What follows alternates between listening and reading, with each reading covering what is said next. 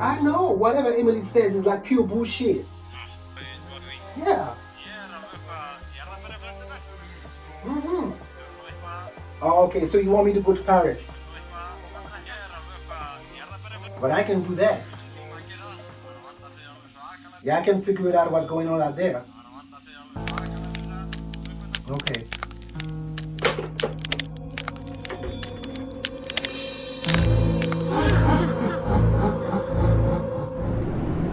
Good afternoon, ladies and gentlemen. Welcome flight. Be off the ground pretty shortly. Charlie Beach, Canada, to departure. Tout ce que Emily avait raconté n'était que bullshit. Ça va été le premier reportage de vérifier l'état de Paris.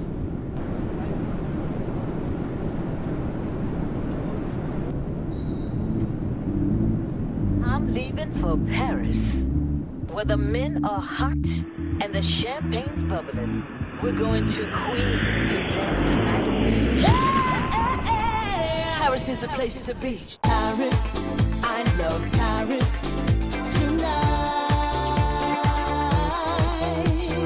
Paris, let's see Paris by night. Dégage! Pousse-toi, paysan! Oh, they're crazy.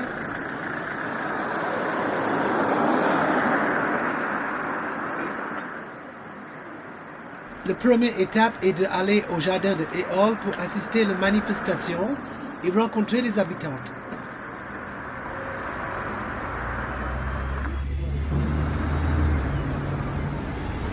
C'est très drôle, j'ai emprunté un bébé bus. Ils s'appellent le bus. Et voilà, nous approchons du jardin de Éole. Les manifestants sont même déjà sur place.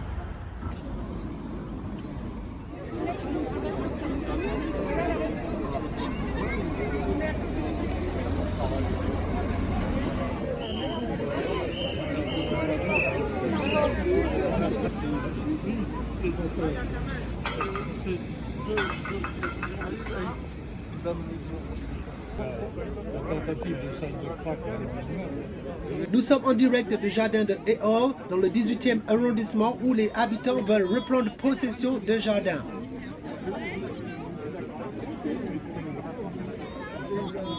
Pouvez-vous nous dire pourquoi vous êtes ici aujourd'hui? Alors moi je suis là pour soutenir mes amis du 19e parce que je suis une habitante du 19e et qu'on en a assez. Nous habitants, on souffre, en fait on voudrait se faire entendre. Tout ce mal-être, ce mal-vivre. Et en fait, moi je combats les rixes où les jeunes se tuent entre eux, entre quartiers. Et tout a commencé avec le 19e et le 11e. Vous participez à les manifestations depuis quand? Alors moi j'ai commencé à rentrer dans ce conflit en novembre 2017 et j'ai commencé à alerter en janvier 2018. Nous sommes en mai 2021, bientôt au mois de juin 2021. Donc effectivement, à toutes les élections, à tous les appels, je fais parler du sujet, mais on n'avance toujours pas. Nous avions 10 personnes, aujourd'hui nous sommes tout Paris. Quel est le but de hashtag Sagage Paris? Alors le but de hashtag Sagage Paris, c'est un collectif d'habitants de Paris où on s'est rendu compte que Paris, au niveau des touristes, c'est la ville merveille, mais pour les Parisiens, c'est la vie cauchemar. Parce qu'il y a ce qu'on veut faire croire et ce qu'on habite. Et en y habitant, on n'a plus de sécurité. Ce n'est pas le Paris qu'on a connu quand nous on était enfants. Et on parle d'aujourd'hui de ce qu'on veut laisser à nos enfants. Donc ça ne sera pas non plus ce beau Paris. Parce que demain, ça ne sera pas la ville lumière. Ça sera la ville poubelle, dortoir et insécurité. Avez-vous déjà essayé de contacter les élus? Ah oui, on les a tous contactés. On a tous été écoutés, mais pas du tout entendus. Moi, ce que j'appelle être entendu, c'est faire ensemble, travailler ensemble pour pouvoir trouver des solutions. Parce que les institutionnels, les habitants, les éducateurs, tout ça, on peut tous faire. Les associations, on peut se faire ensemble, mais vraiment tous ensemble. Et s'y mettre vraiment au travail. Et là, ça marchera. Et donc du coup, comme ils sont d'autant plus mobiles, au lieu de s'agresser entre eux, Pardon. Aujourd'hui, il y a des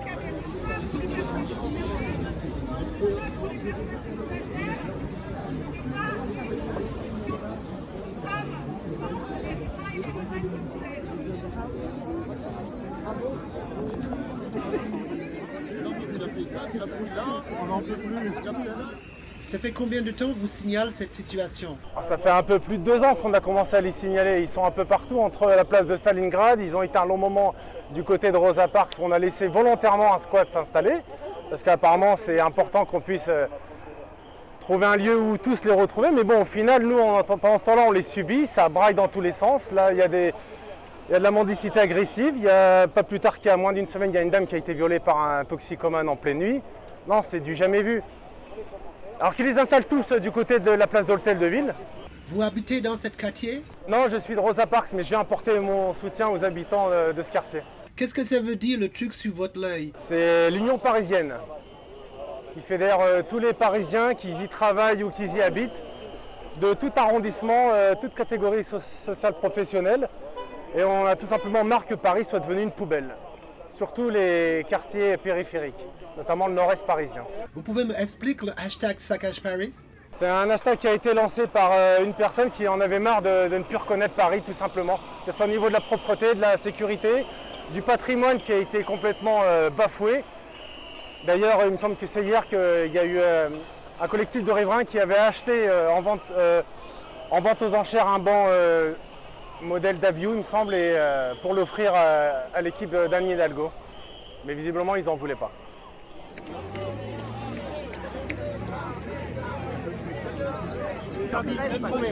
Moi, je suis pas contre la mairie. On nous va,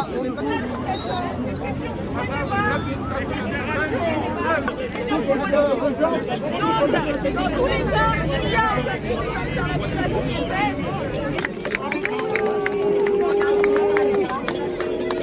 habitants du quartier, nous allons maintenant entamer notre marche. Qu'est-ce que vous faites ici aujourd'hui? On est en train de manifester pour mettre fin à ce carnage qui est l'occupation du parc Éole pour y parquer, c'est le mot, les toxicomanes, les dealers aussi sûrement, et que ce parc soit rendu aux habitants et que tout le nord-est soit aussi rendu aux habitants. Moi, en tant que riverain de la salle de consommation à moindre risque à la Riboisière, je sais très bien de quoi il s'agit et de quoi on parle, puisque nos chers élus de la ville de Paris veulent en installer plusieurs dans la capitale, mais d'abord dans le nord-est parisien. Donc pour vivre la situation quotidiennement, je ne souhaite à personne d'avoir une salle de consommation à moindre risque, salle de shoot à côté de chez soi. Vous connaissez Union Parisienne? Oui, je suis au courant, l'association Union Parisienne. Donc le but est de défendre les intérêts de tous les Parisiens et pas que, et de rassembler au-delà pour mettre fin à, pour moi, l'isolement de Paris par rapport à tout le reste de l'Île-de-France d'une part, et faire en sorte que les quartiers et les arrondissements se referment sur eux-mêmes. Pour moi, c'est le but de la mairie, c'est que les gens ne se comprennent pas, vivent dans des environnements différents. Paris Centre va être préservé avec la piétonisation par exemple, mais par contre tout ce qui est autour va subir. Et pour moi, les élus devraient penser Paris ensemble et pas Paris divisé. J'entends beaucoup parler de toxicomanie dans Paris. Comment vous vivez cette situation? Le problème de la toxicomanie, il est sur tout le nord-est parisien, il n'est pas que sur Stalingrad, sur Éole, sur renseignement à la Chapelle, enfin la colline du Crac à la Chapelle. Et je pense qu'il y a le triangle des Bermudes que je l'appelle, la Riboisière, Stalingrad et anciennement, maintenant Éole, anciennement Porte de la Chapelle, Porte d'Aubervilliers. Je pense que tout est fait par les autorités et par les élus pour faire en sorte que le problème reste ici, sédentariser les toxicomanes et pour pas que ça vienne priver les Parisiens du centre un peu plus chanceux et des quartiers un peu plus préservés d'avoir une bonne image de Paris. Malheureusement, la bonne image de Paris en prend un coup et on est là pour le montrer aussi. On est pour ne pas être oubliés. Si les élus nous écoutent, tant mieux. Mais tant qu'ils ne nous écouteront pas, on sera là pour manifester, montrer notre mécontentement et notre opposition au fait de prendre des décisions sans concertation avec les riverains. De quoi vous entretenu avec le député Obono? On parlait justement du rapport qui avait été fait sur les bilans des salles de consommation à moindre risque. Donc effectivement, apparemment à Strasbourg, elle est plutôt positive, mais c'est une salle qui a été installée loin des habitations. Concernant celle de la Riboisière, je lui ai bien fait comprendre que le bilan peut être positif à l'intérieur de la salle, on n'est pas contre le projet en lui-même. Par contre, la manière dont il nous a été imposé, oui, on est contre. Il n'y a pas de sécurité autour. Les maraudes, il y en a quelques-unes. Il devrait y avoir une équipe de police dédiée ou une équipe de la future DPSP parisienne dédiée à notre quartier pour sécuriser justement les alentours de cette salle. Là, on pourrait dialoguer. Pour l'instant, ce n'est pas le cas. Ça fait bientôt 5 ans que ce n'est pas le cas. Voilà. C'est juste dommage d'en arriver là et dommage d'en arriver à manifester pour se faire entendre et pour se faire comprendre. J'espère qu'un jour, nos chers élus et nos chers politiques, pas seulement la ville, l'État aussi, nous entendront.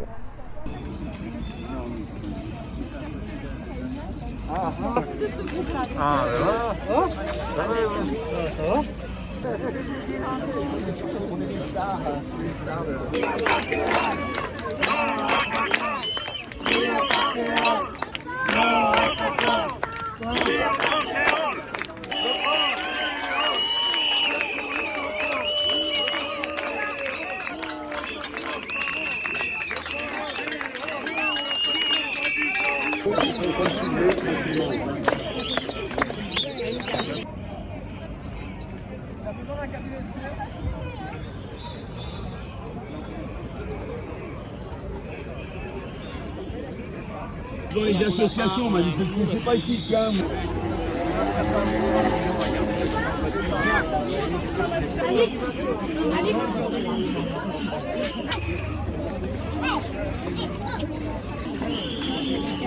Ouais, il est là.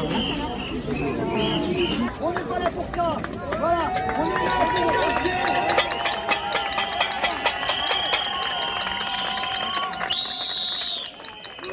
Donc je fais appel à votre générosité pour mercredi prochain. Amenez un livre, un roman. Eh bien c'est fini. Maintenant chaque samedi à 13h, tu club, tu le manges. Quel est l'objectif de cette manifestation aujourd'hui? L'objectif, c'est d'interpeller nos chers élus qui considèrent que ce quartier est une grande poubelle et qu'on peut imposer à tous ses habitants ce que les autres quartiers de Paris ne souhaitent pas. Et donc en fait, ça fait 3 ans qu'il y a cette problématique de la toxicomanie de rue qu'on déplace de quartier en quartier, qu'on a déplacé de la Porte de la Chapelle. À l'époque, il y a 3 ans, il y avait une centaine de toxicomanes Porte de la Chapelle.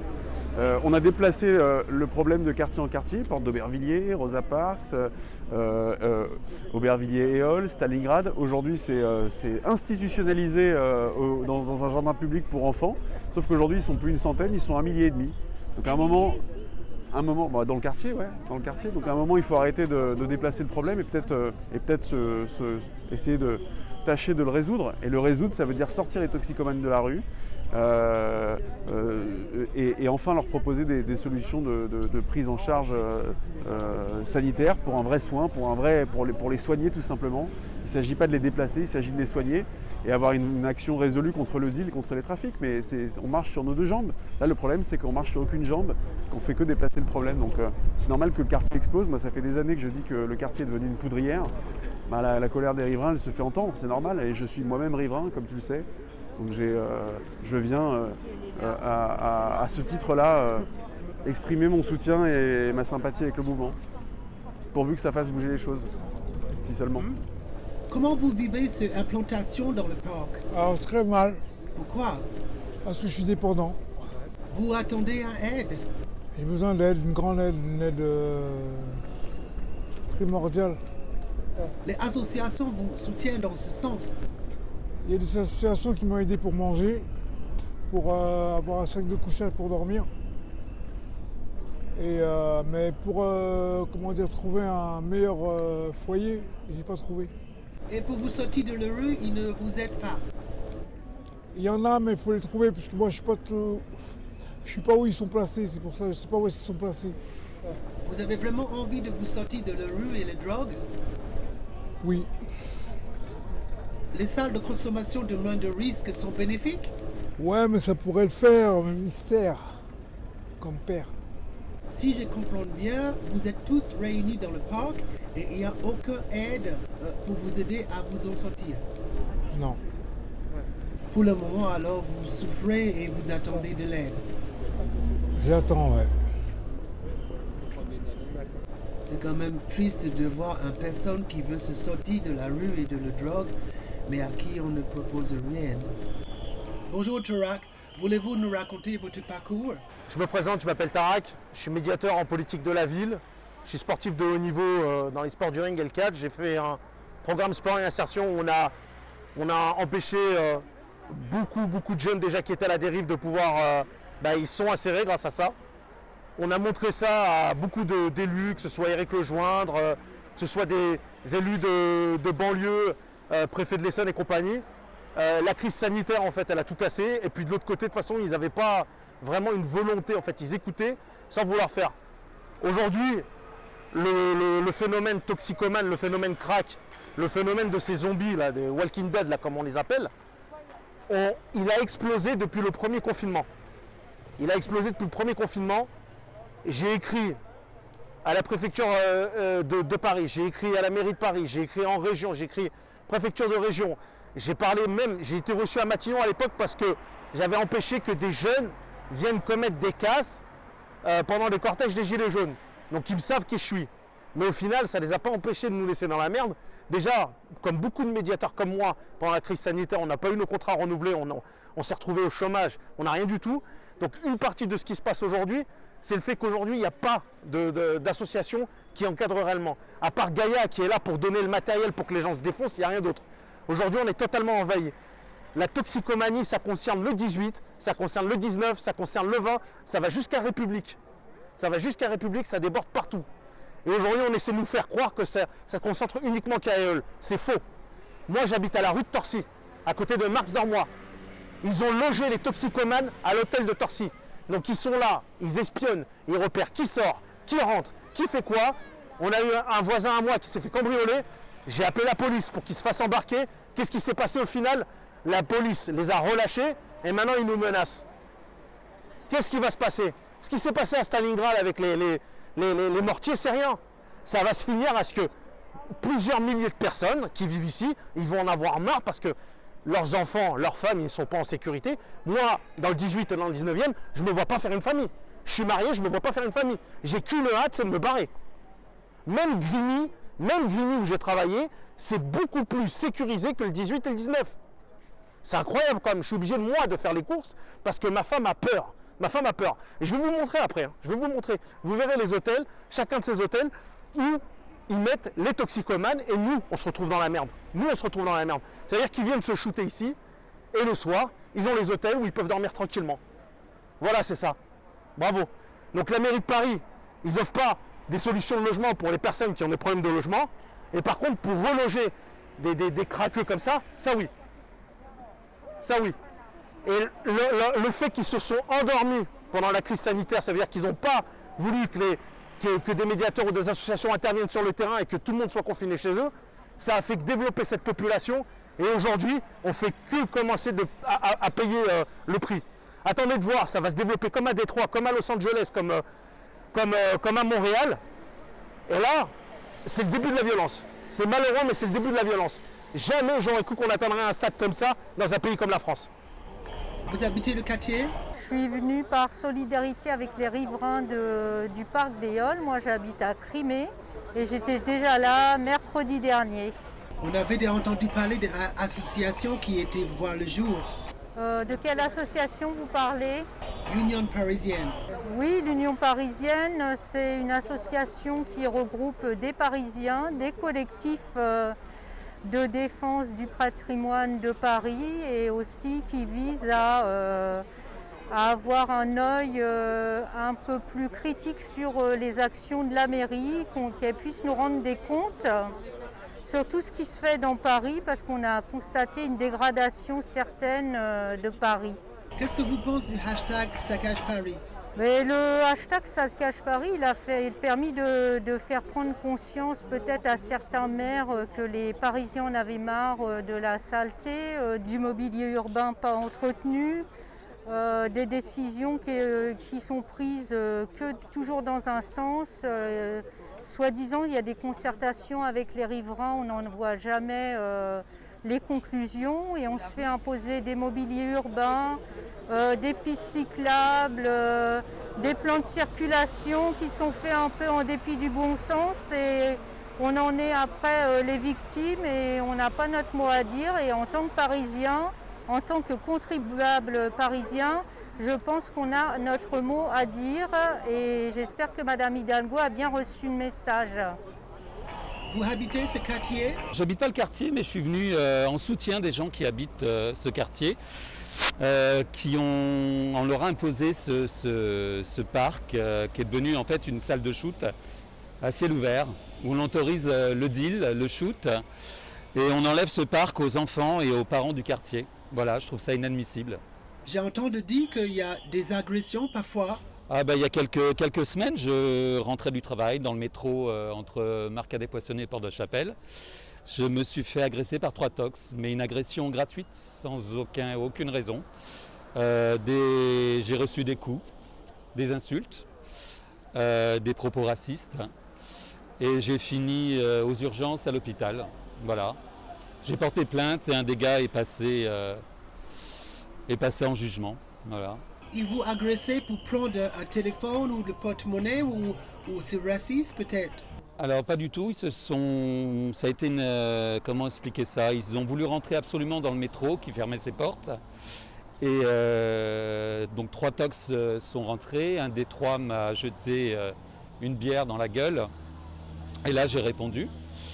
Et là ça a été crescendo, on en est arrivé au coup de poing, etc., à la bagarre générale, quoi. Il y avait 3 mecs sur moi, je me suis défendu, il y en a un qui est parti à l'hôpital. L'autre qui est parti en prison, le 3e qui a disparu dans la nature. Et qu'est-ce qui passe près de chez vous?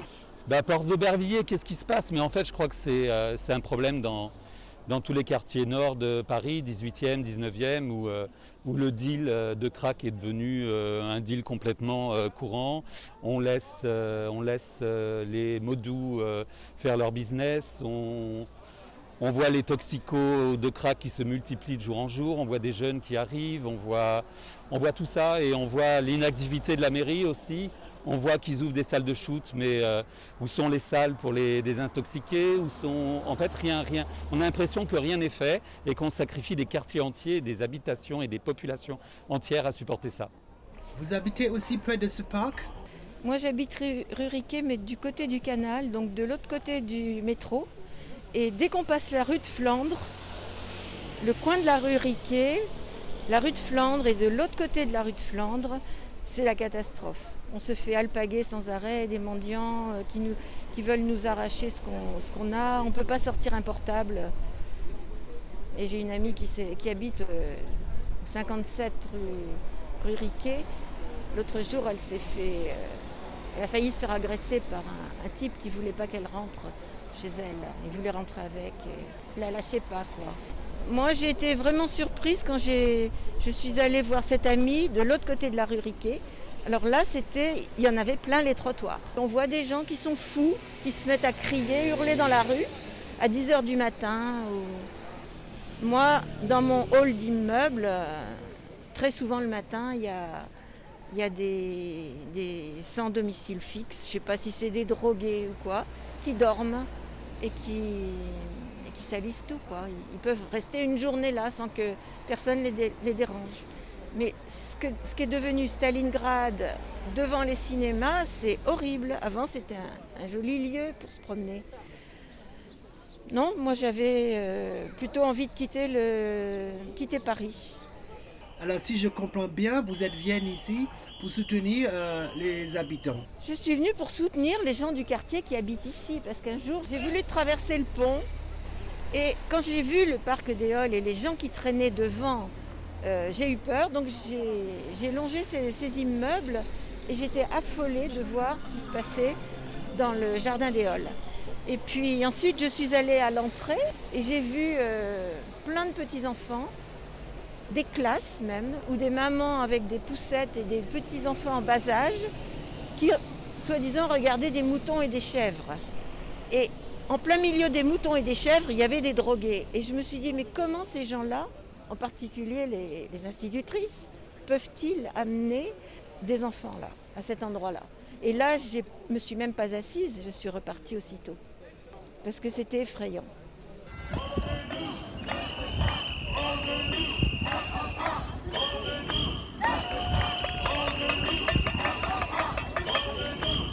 Ce que je souhaiterais, ce que je rêve en tant qu'habitant c'est que nous comptions sur nous-mêmes.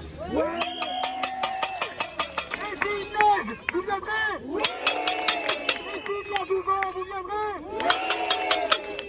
Alors je vais pouvoir dormir tranquille ce soir. Merci. Merci à tous.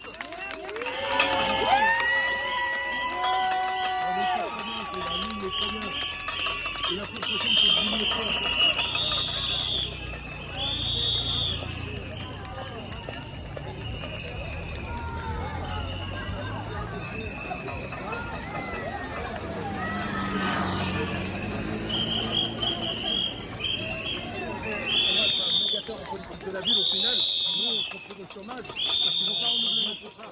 Alors c'est ça, Oh, il y avait la présence aussi de députés, je crois que c'était le député Madjobi aussi qui est venu faire présence. Oh là là, j'ai l'impression que Paris est vraiment dans un sale état. Dieu seul sait où je vais aller manger ce soir, c'est le confinement et tout va déjà de fermer.